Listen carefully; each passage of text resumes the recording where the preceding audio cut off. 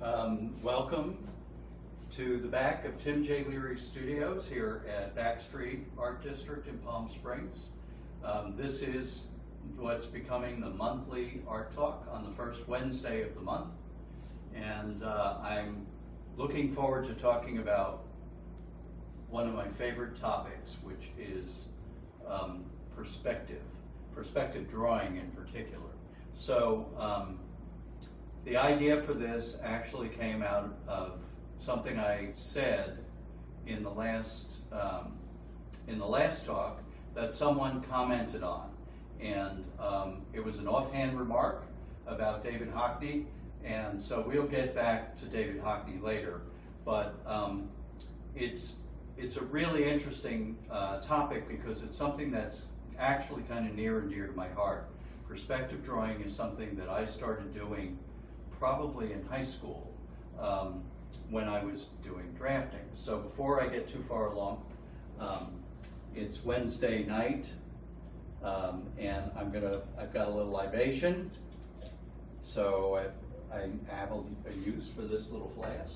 I can put my libation in here. Okay, get every drop. Okay, cheers. So I used to teach perspective drawing at FIDM as well as do it. But for me, the history goes back to my drafting days when I was working for an architect, for Potter, at Potter in Union, New Jersey, and father and son company. And I would do some drawings. I would redraw some of their stock plans, which was great learning. But drawing by perspective is something that, at the time, I thought, of course, was a perfect and magical system. And it's a really good system.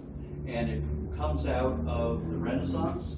I cannot remember the name of the person who was credited with it, but thanks to him. However, it's not perfect. So, what I want to look at and talk about here are various ways to do this, because this is the European method, and that was the comment that I got, was this is the way that we understand drawing of depth and volume in our artworks from Europe, in our Eurocentric culture. It's not the only way to do it, but it's something that is done. So here's a textbook, and I will show you a couple of things from the textbook. My cameraman Stu here, if you would come, I think this one on this page, can you see it? That's a really good depiction of that. It's one-point perspective, and it's the one that we're most familiar with, I would say. There are a couple more. And there are other examples of it, but I think that one really shows it.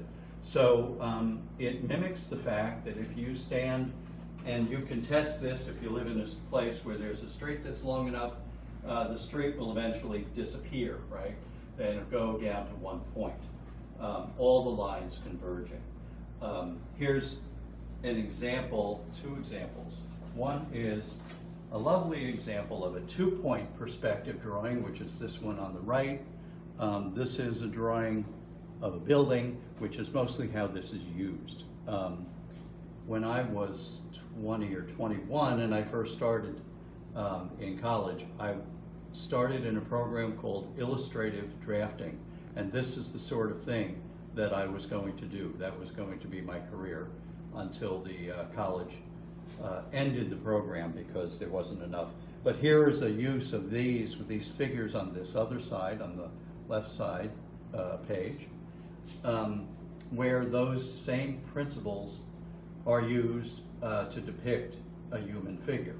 Now, there are a few things that, a few principles of, don't ruin the work, a few principles of this kind of drawing. One is the points, And then the other is that there are a couple of characteristics. One, the books will say diminution of size, which I think is a mouthful, but meaning that the farther away something is, the smaller it appears in the drawing. There's also something called atmospheric perspective, which has to do with how precise and how sharp the lines are. Something at a distance is a little hazy. And you know, go out to your window and take a look outside, you'll see that that's true. So that's one of it. The other is overlapping of forms, and that's something that's always also often used. I'm going to skip that one and go to this one. Here's another one, and we'll see an example of this later. This is something called three-point perspective over here. Well, all of these are. And it's not something that I ever had to actually do, but it's sort of a bird's eye view. And I'm going to show an example in a few minutes of that sort of thing, so we'll come back to that. So here's the textbook. So I loved teaching perspective drawing. It was a lot of fun. And often a challenge for the students. So now, this is depiction of depth and volume. Now, volume is also depicted through light and shadow, so that's kind of a separate matter. But the thing to keep in mind that even though these things look like they have some dimension to them, or depth, the picture having depth to it, you step away from that, every single thing you look at, no matter how far away something looks in a painting, is still marks on a page or marks on a canvas. It's a flat surface, and the artist's skill is to make it appear as though it has a shape that you recognize. So one of the things as I was getting ready for tonight was I wanted to look at something really old to see if there's any attempt at that. So I have this old book. Hildegard of Bingen was an abbess in the 12th century in Germany, and she was one of these multi-talented people. She wrote music, and she did paintings, and she also was sort of a powerful woman challenging bishops and popes. You know, you go, you go, Hildegard.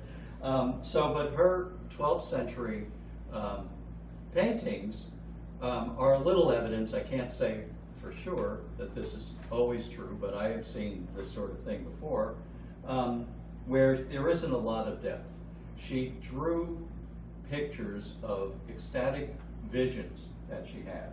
So this one here on this page has to do with the church, Mother Church, and the group of people up here, I think, is the only thing that might have a little bit of depth, but notice that the heads are all the same size, even the ones behind. So one of the things that eventually came out of this perspective style of drawing is this change of size. I had another one here where I felt like she was making some attempt at creating pictures, but in this case she drew her three things in separate spaces. So as an interesting note, however, a side note, I talked a little bit about Leonardo da Vinci last time, and he lived, I don't know, when did he live, in the 1500s? And if I'm wrong, you know, please correct me. But here is Hildegard's drawing, and I'm leaving the postcard here for a second. Hildegard's drawing of one of her visions, and it reminds me of the Vitruvian Man, but it is at least 300 years before Da Vinci painted or drew his Vitruvian Man. As I was putting this together, I came across this great postcard of David Bowie looking an awful lot like his version of the Vitruvian Man. So, okay.